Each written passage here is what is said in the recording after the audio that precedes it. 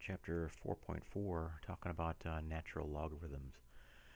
The idea here is that the function f of x equals e to the x is called the natural exponential function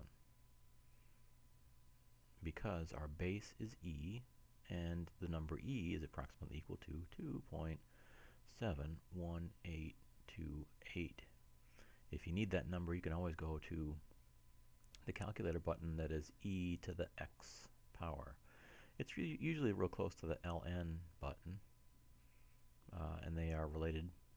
Ln means, in fact, the natural log. The natural log function is f of x equals ln of x, the natural log of n, which is log base e of x. So ln of e equals log base e of e, which means basically e to what power equals, if we set this up as kind of a y statement, e to the yth power equals e.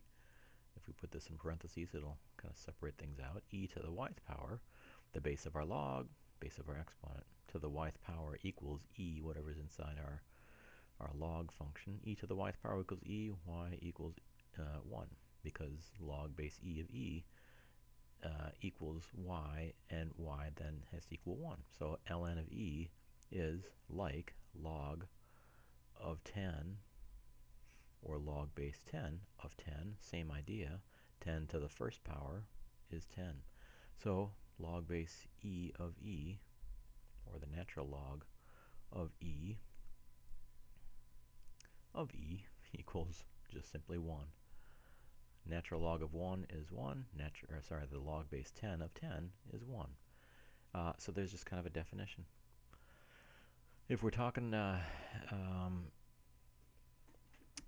uses and applications of e, anytime we hear things like continuously compounded interest, continuously, we always have to think e to some power. If we think continuously compounded interest, then we think e. So remember, our formula before was a of t equals p times 1 plus r over n to the n times t power. Well, this really just changes. This 1 plus r over n to the n power becomes e to the rth power. So this becomes our a, our growth factor a. So anytime we think continuously, we've got to use the formula continuously compounded. We think of the formula p times e to the rt power. So p and r and t, nothing new. Principal, the starting amount. Principal, I think it's PAL, but I think I just misspelled it. P stands for principal, R stands for rate in decimal form, T stands for time in years, respectively, and A of T stands for the amount of money in the account at the end of T years. So that would be the amount. A of T stands for the amount of money that's in your account after T years. So it's not just the interest, that's the principal and interest. So if $100 is invested, so here's a specific question, I guess. If $100 is invested, $100 invested at an interest rate of 6%, compounded continuously. When we see continuously, we think of E. Then the amount after 2 years is, all right, well, T is 2. So 2 years means T is 2. $100 principal, 6%, R equals 0.06, because if our rate is 6%, R is 0.06. So we just simply say A of T equals P times E to the RTth power, PERT. A of T equals PERT. So A of the amount in the account after 2 years is principal, $100, times E. E is 2.71828, or you can simply just use E to the RTth power. R is 0.06 times 2.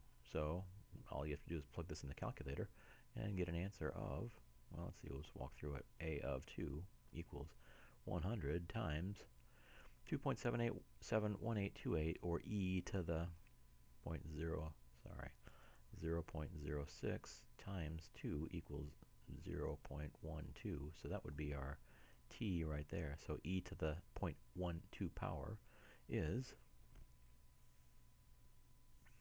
2.17, or sorry, 71828 to the 0.12 power is e to the 0.12 power is 1.12749 dot dot dot. And that is equal to 100 times 1.12749 is, just move the decimal point 2 spots, 112.749 dot dot dot. And if we're talking dollars, we would say $112.75, and that would be our answer.